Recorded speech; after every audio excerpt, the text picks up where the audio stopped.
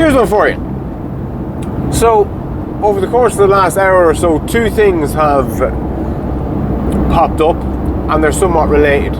So, one was a voice recording that I had made, and one was an email that I just got. So I was going through old voice notes. I make voice notes to myself, basically. So when I'm thinking about something, when I'm out driving or out running or doing whatever, and a thought comes to mind, and I'm like, oh fuck, that's a good thought. I'd like to hold on to that thought and explore that further. I'll whip out my voice recorder app on the phone, and I'll say, just thinking about why is the sky blue and the grass is green, and I'll just end the recording. So then when I have a bit of time on my hands, like I had earlier on today, I was driving and I was flicking through my voice notes, I hear one going, oh fuck yeah, I'd forgotten about that, that's interesting. And I usually record things, interesting thoughts that I have, I record them when I don't have the time to do a deep dive in them there and then. So when I have a bit of time to have a bit of a think about something deeply, like when I'm driving or something, or doing the hedges or the lawns at home or whatever, I give it the time the thought deserves. And what I had recorded was, the recording basically went something along the lines of this. I'm just after leaving that talk about neuroscience up in Trinity, and it was alright, but I mean, I just wasn't that arsed about the subject matter. But you know, the setup, the idea of it, the principle of it, the notion that you would go and hear somebody talk about a particular subject, that was cool. But just, you know, neuroscience, I have an interest in neuroscience, a big interest in neuroscience, that's why I went. But realistically, you're not going to get a whole pile out of a short talk like that on a subject you know a fair bit about. If you didn't know anything about neuroscience, it would have been a hell of a lot more interesting to me. But what the point of the voice message wasn't just to remember that I didn't enjoy it all that much. What I wanted to explore in the voice message, and why I made it, was I wanted to float the idea of, if the subject matter wasn't right for me, what would be right for me? And the great thing about that voice message is, only having listened to the voice message did I remember having the thought. So it just goes to show that these thoughts will just go away like a fart in the breeze unless you concretize them, unless you nail them down and record them in some way. So here I am now, hoping to begin thinking relatively deeply about this notion of, if I was to go to an intellectual talk, what would the fucking subject be? In a perfect world, what would it be? And I don't know is the quick answer. But the other thing that sprung to mind was an email I got. So 175 years ago, I was involved in this business startup accelerator thing. And ever since then, I'm on an email list. So I get heads up about this thing being launched and that thing being launched, and 1 in every 200 emails is something that I'm actually interested in and will actually go to, and the email itself serves as an invite to the event. But I got an email today that was for sustainability, business leaders, help from your peers, talk, help, fund, start, discover, whatever. And my knee-jerk was like, oh, for the most part, I read the subject bar and go, not relevant. But this one, whatever it was, kind of piqued my interest. I was like, oh, and I had a quick read of it. I just skimmed it now. And it was all about sustainability and the green economy and, you know, reducing waste and fucking saving the environment, blah, blah, blah. And my business, the vertical farm that I run, ticked 9 out of 10 boxes, basically. So it piqued my interest, and I was reading on, and it started saying that they were going to have keynote speakers from this business and guys who had started up businesses before and are now helping other people scale and blah, blah, blah. And the more I read, the more I lost interest, because I ended up, the take home from having skimmed the email was, I've been to these fucking things before and they're always shite, and I'm not going to this one, and I fucking ignore the email. But what the voice note and the email have in common is the principle behind both of those things were great. Come to this thing, hear people talk, meet like-minded people, meet people who are hopefully a few years or a decade or two ahead of you, learn from their mistakes, and maybe even get chatting to somebody who's maybe a couple of years behind you, and give them a bit of a steer yourself for what it's worth, and you never know what might come of it. All about that. Fucking fantastic. Sign me up. Provided it's relevant. But what both the voice message and the email beg the question of is, if you're all for going to these things, attending these things, and getting the benefit from these things, what do they need to be about? Like, would psychology have been better than neuroscience? In relation to the talk that I went to? Would, in relation to the business accelerator, like, if there was some sort of a business accelerator, what would I want it to be? What would I, if I could make it up? If the person who organised these things rang me and went, well, Frano, I'm setting up one of these things specifically for you, what would that look like? And again, I don't know, but what's coming out of the wash, what's coming to mind is, I've suffered of late a bit of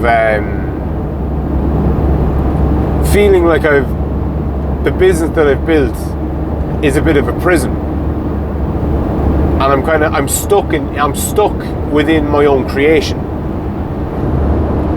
And I know that that's a thing. I've read about this before. People have complained about this before, that they've built themselves a plush prison, and they can't basically see a way out of it.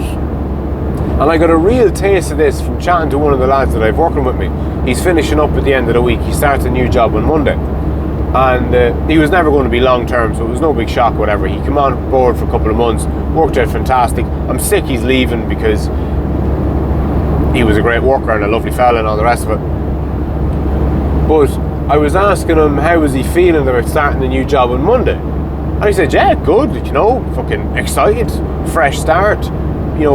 It's a huge big company in comparison to mine, and he's looking forward to being part of, he's looking forward to being a small cog in a big wheel, basically, or a big machine, which is great.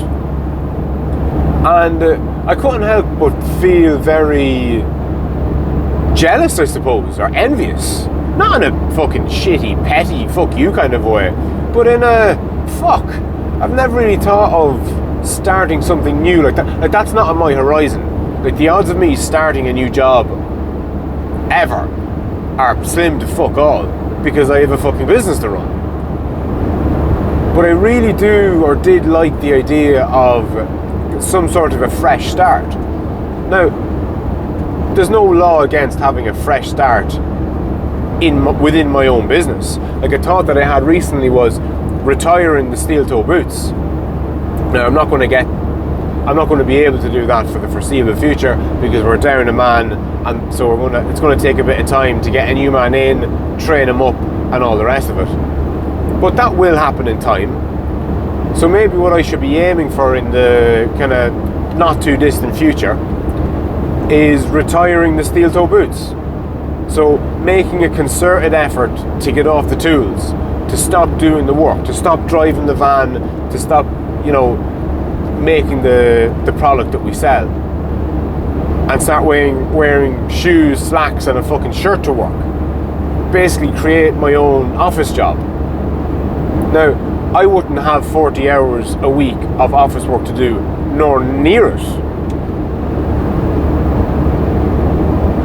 But provided all the office work was getting done and all the work was getting done in the business, if I was turning up to work for 40 hours a week in attire not suitable to getting stuck in and building stuff and making the product, which I think I've done enough of.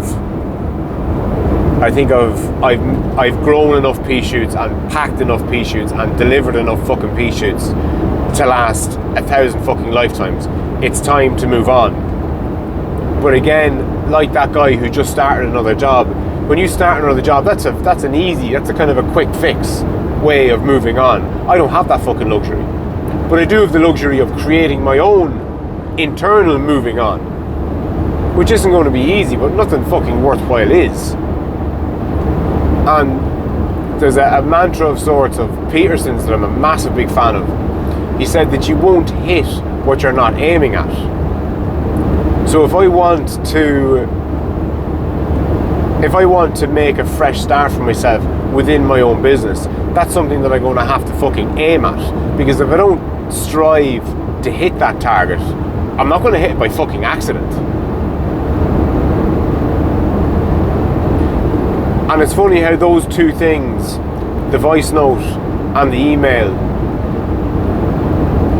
coalesced to give me this idea of a fresh start within the company I'm after making, or that I've spent the last 8 years building. So that's food for thought. So I suppose I have an objective.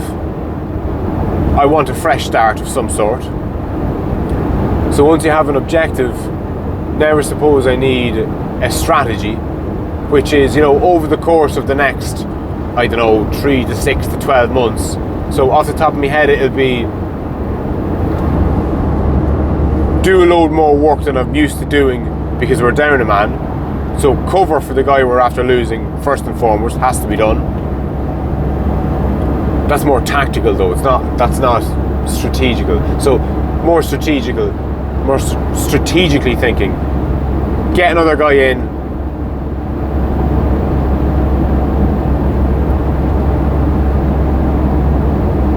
figure out what you're going to fucking do with your time, I suppose, or what you'd like to do even. Not exactly what you're going to do, but even figure out, have a think about what you would like to be doing. Like that talk that I'm going to go to or invent for myself.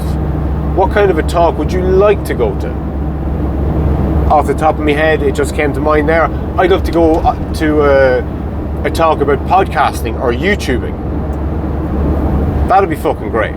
Or getting out of the rut of feeling like you've built yourself a fucking prison in your business. Like, I'm sure there's bound to be a YouTube channel, if not a video, devoted to how to avoid becoming trapped in your own business. And if you do end up being a little bit trapped, like I kind of feel like I am now, how do you fucking break free? Maybe a fresh start is the wrong way of framing it. It's certainly a way of framing it. Maybe there's a better way. And if it wasn't for that voicemail, like if I had just gotten that email, I would have went, like I do all the time, yeah, not for me, whatever. But it was a combination of the email and the voice note. They're data points, and the more data points I suppose that you have, the better you can formulate your ideas and your opinions. And the better you can formulate your ideas and opinions, the better capable you are to strategize towards your objectives. So you need an objective which is a fresh start of sorts. You need a strategy which is get the guy in and then concentrate on figuring out what you would actually like to do if you had a load of time on your hands. And then tactically, it's okay, when I get back to base now, what am I going to do specifically with the view of actualizing my fucking objectives? I'll have to listen to this one fucking back to remember half the fucking thoughts it generated. And on that note, I'll chat to you soon.